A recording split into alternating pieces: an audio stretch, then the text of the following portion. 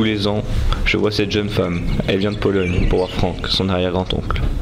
Chaque fois, elle allume une bougie, une petite flamme en souvenir de tous ceux qui ont combattu ici près du château Thierry. Anna n'a jamais connu Frank. Elle est bien trop jeune. Moi, j'ai eu la chance de rencontrer cet immigré polonais.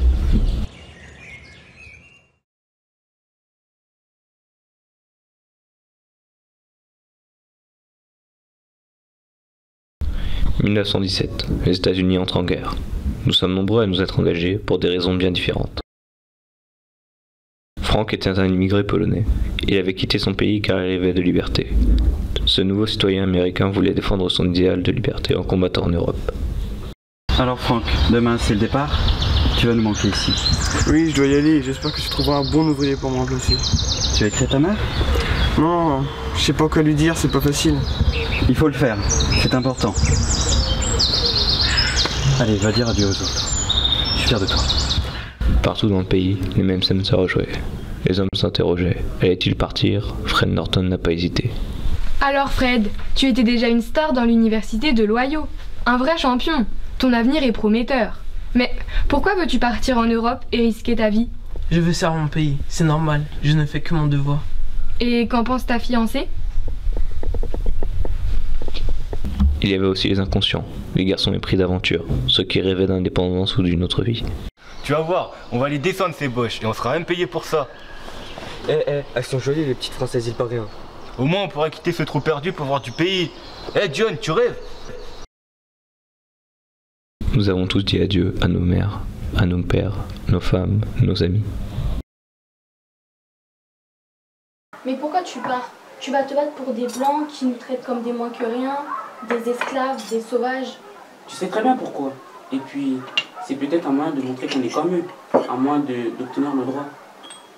Tu rêves, Louis. Et tu nous laisses seuls, moi, maman. Comment on va faire? Arrête, tu veux. Un Constant veillera sur vous. Et puis, je ne veux pas qu'on se quitte fâchés. Les Indiens sont partis. Ils n'étaient pas reconnus citoyens américains. Nous ne sommes même pas citoyens de ce pays et vous partez combattre pour lui. Nous sommes américains et nous combattrons. Nous allons combattre à leur côté. Ils seront obligés de voir notre courage et notre valeur.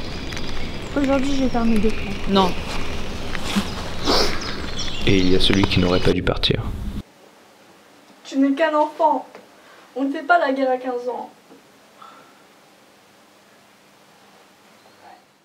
Nous avons tous embarqué sur des bateaux et sommes arrivés en France sans être vraiment préparés à ce que nous allions vivre.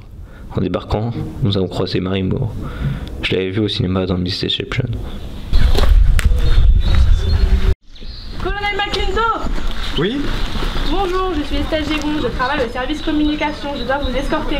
Estelle, vous êtes donc française? Oui, je me suis engagée avec mon mari aux côtés des forces armées américaines pour l'effort de guerre. Où sont vos hommes, colonel?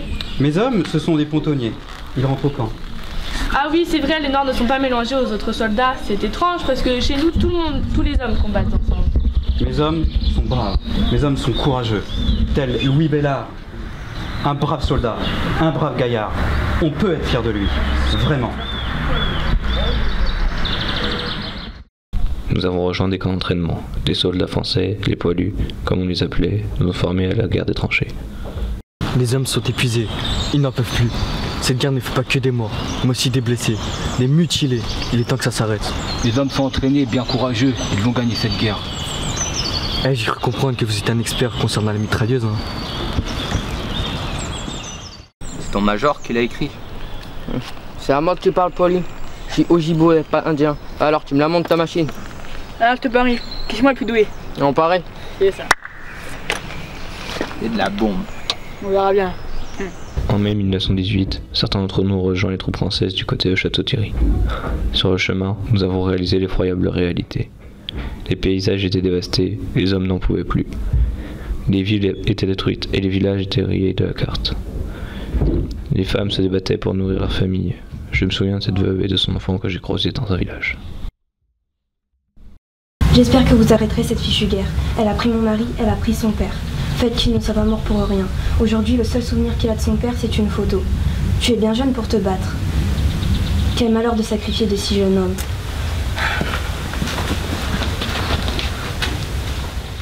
« 4 juin. Quelle tension avant l'assaut. Nous allons nous jeter sous le feu des balles allemandes. Rien pour nous abriter, juste trouver notre courage et notre fusil. Les hommes sont prêts. Certains vont mener leur premier combat. Ce jeune garçon me semble à peine plus âgé que mon fils. Avez-vous des enfants, colonel? 3 enfants. Et j'espère qu'ils ne vont jamais connaître cela.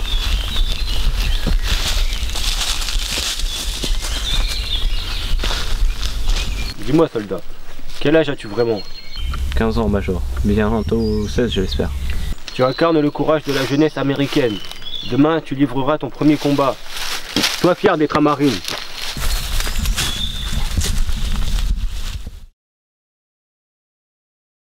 Le 5 juin, Belleau-Wood, l'assaut est donné.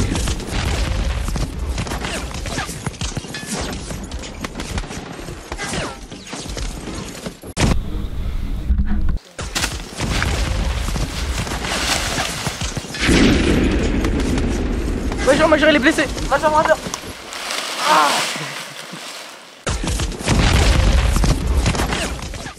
C'est fini. C'est ici que je te quitte, ma chère Émilie. Je ne reverrai jamais ton visage. Je me promènerai plus avec toi, en te tenant le bras. Je n'entendrai plus ton rire. Je ne serai jamais ton mari.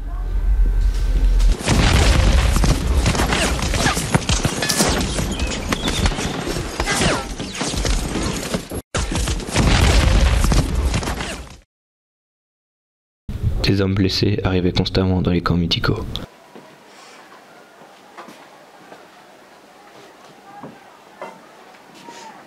Les blessés arrivent bientôt, ils arrivent de Bello.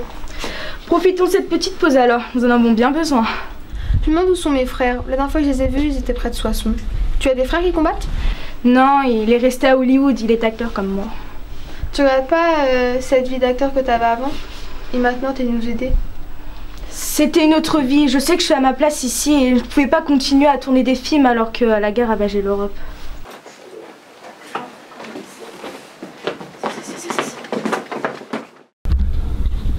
Au pays, des étoiles étaient accrochées aux maisons. Chacune symbolisait un soldat parti en Europe. Les familles attendaient des nouvelles.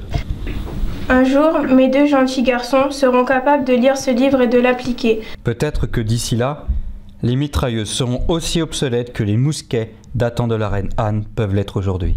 Ou encore mieux, la guerre elle-même sera peut-être obsolète. Jusqu'à ce que ces temps arrivent, je veux que mes garçons se maintiennent en condition pour répondre à l'appel de leur pays. Et j'espère qu'ils n'attendront jamais d'être appelés avant de s'engager. Ils doivent garder à l'esprit qu'un bon soldat doit avoir un corps sain dans un esprit sain. Souvenez-vous-en, mes fils. Je laisse votre chère mère à vos bons soins. Papa. Après la bataille de Bello, les combats ont continué sur le front de la Marne. Frank s'est battu à Château-Thierry. Il est mort en libérant la ville. Quand Jodowska est rentré, blessé au pays, sans son frère, sa sœur a juste pleuré. Le major Cole est mort des suites de ses blessures. Après la bataille de Bello, il a laissé une femme et 2 enfants. Fred Norton est mort quelques jours après son acte héroïque. La grippe espagnole a emporté Selgegon, Marie Moore, le général Mackindo et Louis Bellard. Le général et le pontonnier reposent l'un à côté de l'autre au cimetière de Bello. En 1930, ma mère est allée se recueillir dans la chapelle des disparus à Bello. Une dernière visite d'une mère à son fils disparu. Je n'ai jamais eu 16 ans. Sad I sat on yonder hill. Who could blame me crying my fill? And every tear would turn a mill. Johnny has gone for a soldier.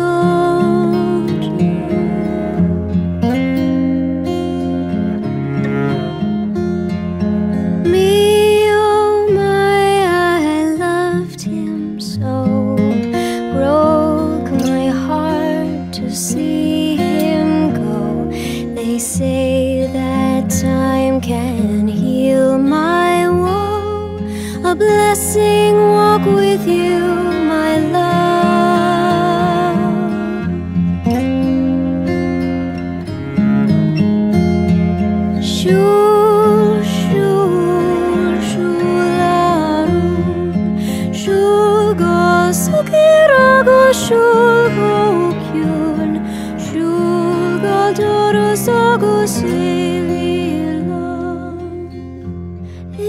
tu es tout mon